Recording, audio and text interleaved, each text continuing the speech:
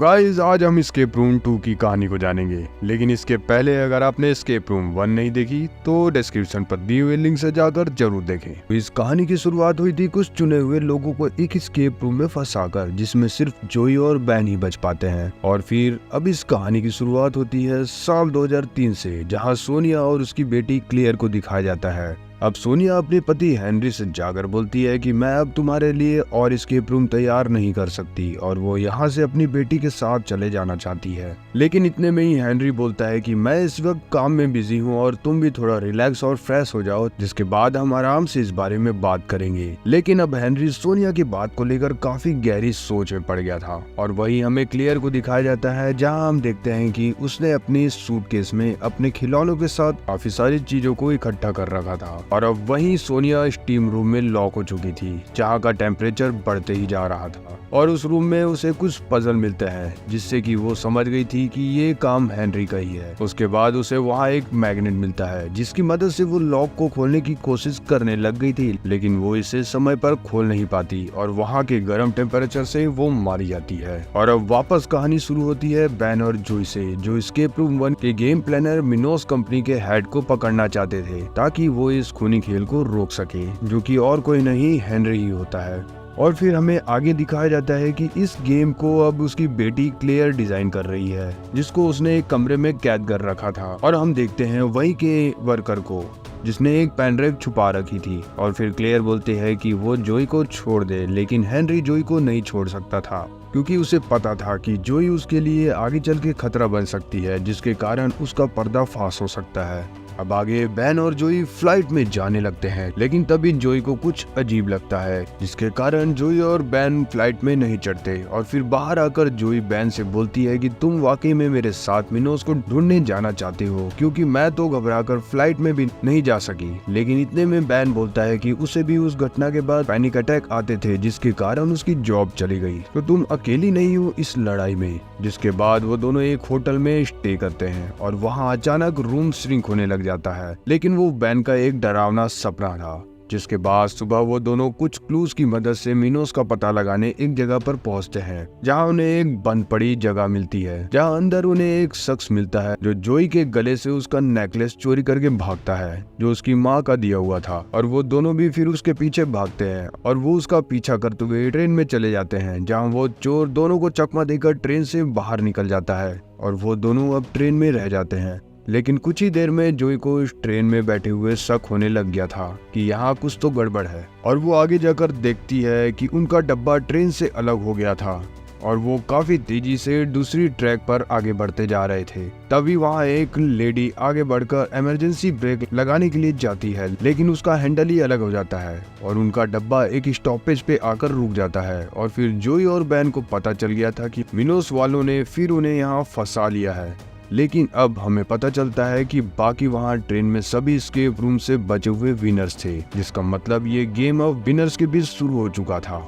और ये बात सुनकर वहाँ सभी बहुत ज्यादा परेशान थे, और वहाँ अचानक पूरी जगह बिजली से फैल जाती है, और वहाँ के एक लाल बटन को दबाने के बाद अनाउंसमेंट होती है, जिसमें एक अनजान बैग की जानकारी दी जा रही है, और उस बैग से उन्हें एक हैंडल मिलता है। और फिर जल्दी से सभी वहाँ उस हैंडल को लगाने वाली जगह को ढूंढने लग जाते हैं, और फिर उन्हें बाहर निकलने का एक रास्ता भी मिलता है जो बंद होता है। लेकिन वहाँ का एक शख्स जिसका नाम थियो था, वहाँ से निकलने की जल्दी थी, और उस हैंडल को लेकर वहाँ का मेन गेट खोलने जाता है। लेकिन फिर उसे तेज शॉक लगता है, जिससे उसका हाथ जल जाता है। जिसके बाद वो अपने बेल्ट का यूज कर कंट्रोल रूम का दरवाजा खोलता है, और रूम खुलते ही वहाँ की तेज दौड़ते हुए बिजली थियो और बैन को लगती है। खैर फिर उन्हें वहाँ एक टोकन मशीन दिखती है, जिसमें 9 नंबर थे। जिसके बाद सभी अब टोकन ढूंढने लग जाते हैं, लेकिन अब बिजली वहाँ बढ़ने लग गई थी। जिसके बाद थियो तेज बिजली की चपेट में आ जाता है। रेचल उसे बचाने की कोशिश करती है, लेकिन थियो अब मर चुका था। और आगे टोकन मशीन में सभी टोकन को डालने के बाद वहाँ का सीक्रेट दरवाजा खुल जाता है, और सभी वहाँ से निकल जाते हैं। लेकिन जोई को जाते जाते वहाँ वेलकम बैक मैसेज दिखता है। खैर फिर सभी वहाँ से निकल जाते हैं, और वो सभी लिफ्ट में एक दूसरे का इंट्रोडक्शन देते हुए ब्रियाना, नेथन, रेचल, बैन और जोई अपने नाम बताते हैं। जिसके बाद वो एक बड़े से रूम में आते हैं, जहाँ एक बैंक जैसा सेटअप किया हुआ था, जहाँ एक बड़ी सी तिजोरी भी थी। अब जोई वहाँ से बाहर निकलने के लिए दरवाजा खोलने की कोशिश करती है और वहाँ की एक अनाउंसमेंट से वहाँ का सिक्योरिटी सिस्टम एक्टिवेट हो जाता है। और ऐसा होता ही जब ब्रियाना का पैर एक टाइल पर जाता है तो वहाँ का लेजर सिस्टम एक्टिवेट हो जाता है। फिर किसी तरह नेथन और रेचल उसे वहाँ से निकालते हैं और वहाँ का टाइल्स एक चेस की तरह था, जिससे कि गलत टाइल पर पैर रखते ही लेजर एक्टिवेट हो जाती है। अब नेथन को वहाँ एक लॉलीपॉप में की दिखती है, जिसके बाद रेचल और ब्रियाना को भी एक की मिलती है। फिर वो दोनों साइड में लॉकर्स को खोलने लग जाते हैं और इतने में ही वहाँ की वो बड़ी तिजोरी बंद होने लग गई थी और वहाँ का काउंटडाउन चालू हो चुका था।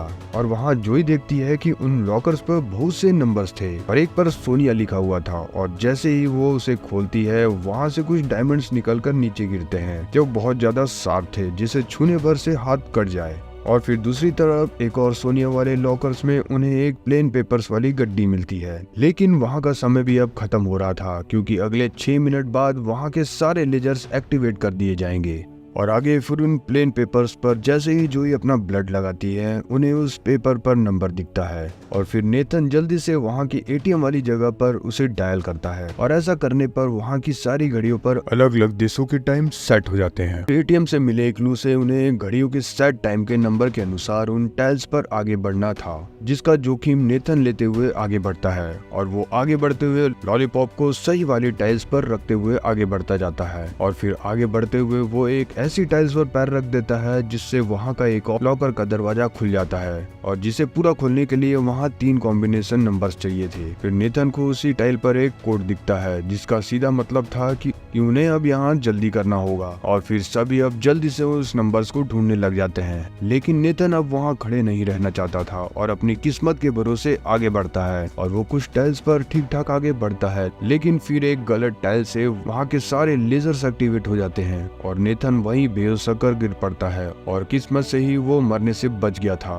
फिर रेचल और ब्रियाना उसे वहां से निकालते हैं और लेजर्स डीएक्टिवेट हो जाते हैं और फिर उन्हें वहां से निकलने का क्लू मिल जाता है और जोई के डायरेक्शन पर वो सभी वहां से निकल जाते हैं। लेकिन अब पूरा समय खत्म हो चुका था और वहां के पूरे लेजर सब एक्टिवेट हो गए थे। लेकिन जोई फिर वहां से जैसे तैसे निकल जाती है और इस तिजोरी के अंदर एक गुफा जैसा था जो टूटने लग गई थी। और फिर वो सब अपनी जान बचाकर वहां से जैसे तैसे निकल जाते हैं और एक बीच वाली जगह पर आ पहुंचते हैं जो नकली बनाया हुआ था और वहां एक लाइट हाउस भी था। फिर ब्रियाना को वहां एक पोलराइड कैमरा मिलता है, जिससे वो जैसे ही वहां पिक्चर लेती है तो उन्हें एक क्लू मिलता है जिसमें उन्हें एक एंकर को ढूंढना था। फिर उन्हें वहां एक दरवाजे पर एंकर का निशान मिलता है और वहीं हम देखते हैं वो फेंका हुआ पोलराइड कैमरा रेत में धंस गया था, क्योंकि वो पूरी जगह एक दलदल की तरह थी। खैर फिर आगे उन्हें एक जगह पर वहां एक मेटल डिटेक्टर डिवाइस दिखता है, जिसकी मदद से वो वहां पर क्लू को ढूंढने लग गए थे। फिर जोई का ध्यान उन स्टेचू पर जाता है जो एक डायरेक्शन में देख रहे होते हैं और वहां जोई को SOS लिखा दिखता है।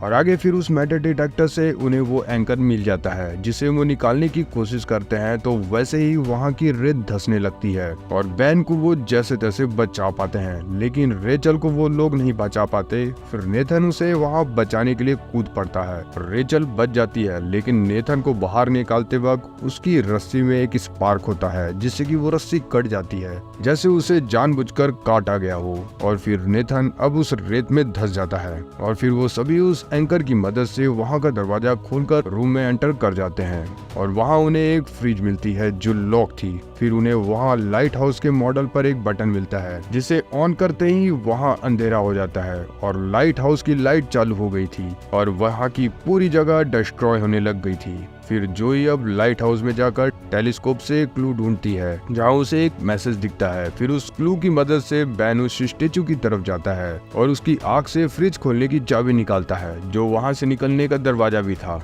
लेकिन दूसरी ओर वहाँ जोई को एक और वहाँ से निकलने का रास्ता मिल गया था और बैन जानता था कि जोई ने पहले भी उसकी जान बचाई थी, तो उसके ढूंढे हुए रास्ते पर रेचल और ब्रियाना को भी चलने के लिए बोलता है, जिसकी बात मानकर रेचल तो आ जाती है, पर ब्रियाना उस फ्रिज वाले रास्ते से ही जाना चाहती थी। फिर अब समय खत्म हो रहा था तो बैन लाइट हाउस में चढ़ नहीं पाता और नीचे गिरकर रेत में धंस जाता है। रेचल और जोई वहाँ से निकल जाते हैं। फिर रेचल और जोई को ऐसा लगता है कि वो बच गए हैं और इस गेम से बाहर आ गए हैं, लेकिन वो सिर्फ एक होलोग्राम से बनी जगह थी। फिर अचानक वहाँ पर ब्रियाना भी आ जाती है, जो वापस जाने के लिए वहाँ से बोलती है, लेकिन वो रास्ता बंद हो जाता है। ऐसा ब्रियाना इसलिए बोल रही थी क्योंकि वहाँ एसिड रेन समय समय पर हो रही थी और उससे बचने के लिए वहाँ का एक लॉक उन्हें खोलना था। फिर कुछ क्लू की मदद से वो चाबी ढूंढ लेते हैं और वहाँ की शॉप का शटर वो खोलते हैं, लेकिन वो शॉप का दरवाजा भी बंद होता है। फिर वहाँ अचानक एसिड रेन होने लगती है जिससे वहाँ सब कुछ पिघलने लग गया था, लेकिन वहाँ की सीट्स वो फिलहाल बच जाते हैं। और फिर एक और क्लू से